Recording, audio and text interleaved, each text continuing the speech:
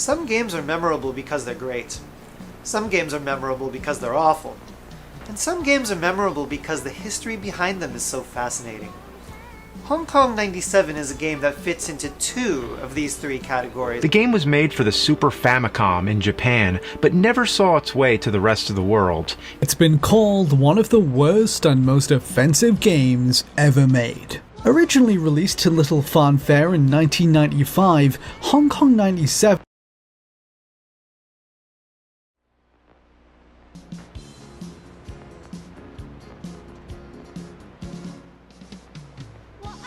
Hong Kong 97 is quite possibly the strangest piece of lost media I've ever seen.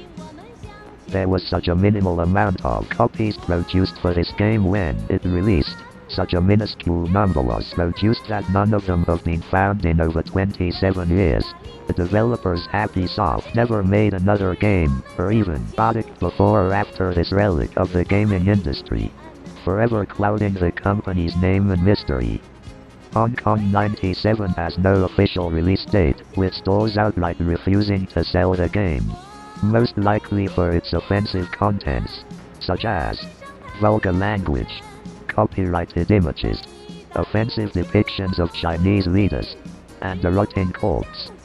In this era of gaming, it was extremely common for games to have a special screen when you died, known as a game over screen, and horrifyingly enough, Happysoft decided the best picture for players when they lost was an actual photo of a man who had been found dead in his home and been left rotting for several days.